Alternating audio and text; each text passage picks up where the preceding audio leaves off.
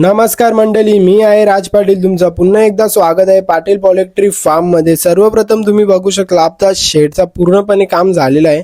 आपण कोबा देखील केलेला आहे आणि आता काम चालू आहे आपल्या शेडचा. शेड पूर्ण पॅक करायचा आहे, म्हणजे आपण पुढे आणि मागे जाली ओपन ठेवणार आहे, जेणेकरून आपल्या शेडमध्ये सूर्यप्रकाश येईल. आणि सर्वप्रथम शेड बांधायची दिशा पूर्ण व्हिडिओ म्हणजे पूर्ण महत्त्वाची सूचना मी याच्या मागच्या व्हिडिओमध्ये दिलेली आहे. आणि तर आज मी तुम्हाला सांगणार आहे शेडमध्ये आपण कोणती जाली लावतोय. तर बघू शकता आपण शेडमध्ये 1x1 ची जाली लावलेली आहे. तुम्हाला पूर्ण व्हिडिओ तुम्ही बघा, जेणेकरून तुम्हाला समजेल आपण कशा प्रकारे लावलेली आहे. आणि साईडला दोन्ही साईडला आपण पत्र पूर्ण पॅक केलेले आहे, ते पण तुम्हाला फायनल आपला शेड होईल. याच व्हिडिओमध्ये पूर्ण आपण शेड कव्हर केलेलं आहे, एकच व्हिडिओमध्ये पूर्ण तुम्हाला सांगितलेलं आहे. व एंट्रीचा गेट कशा प्रकारे असावं तेही तुम्हाला मी या व्हिडिओमध्ये सांगणार आहे. तर तुम्ही बघू शकता आता आपण जाली लावायला घेतलेली आहे. ही जाली आहे 1x1 ची. ही पूर्णपणे GI मटेरियलची लोखंडाची जाली आहे, जेणेकरून आपल्या शेडमध्ये बाऊल, वन्य प्राणी, साप असेल, म्हणजे छोटे मोठे प्राणी, कुत्रा, मांजर, हे प्राणी आपल्या कोंबड्यांना अटॅक करू नये रात्रीच्या टायमाला, जेणेकरून ती प्रायव्हसी राहते. सर्वप्रथम तुम्ही शेड बांधताना जागेची निवड कशी करा. सोप्या आणि साध्या पद्धतीने थोडी जागा उंच ठेवा. तुमच्याकडे उंच जागा नसेल तरी चालेल, शेड उंच घ्या. त्या दोघांपैकी काहीतरी तुम्ही मॅनेज करू शकता, जेणेकरून पावसाचं पाणी साचणार नाही व शेडमध्ये येणार नाही आणि हवा खेळती राहील. उंच असल्यामुळे हवा खेळती राहते शेडमध्ये, जेणेकरून बॅक्टेरिया, फंगी अशा प्रकारचे म्हणजे कीटाणू आपल्या शेडमध्ये राहत नाही. आणि आता बघू शकता तुम्ही पूर्णपणे आपल्या शेडमध्ये सकाळचं ऊन आलेलं आहे.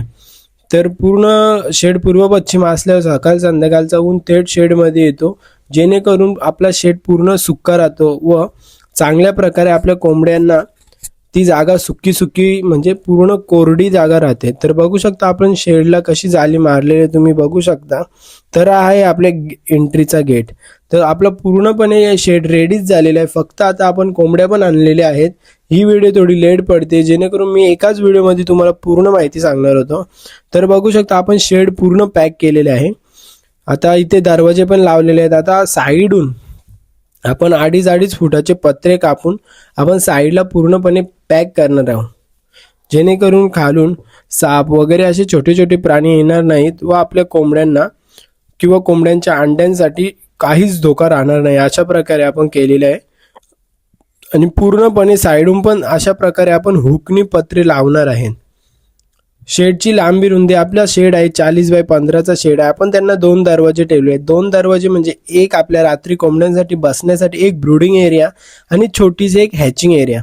हॅचिंग एरिया आपल्याला खूप कमी जागेत लागते. आपण हॅचिंग एरिया 15x10 जागेत करणार आहोत, जेणेकरून आपण एकावर एक आपण तेलाचे डबे किंवा टोपले मांडून देखील आपण कमसे कम त्याच्यामध्ये 20-25 कोंबडे एका टायमाला मांडू शकतो. तर बघू शकता आपण साईडला पूर्ण पत्रे लावलेले आहेत दोन्ही साईडून, आणि मागे आणि पुढे जाली लावून पूर्णपणे पॅक केले आणि दरवाजे देखील 2 केलेले.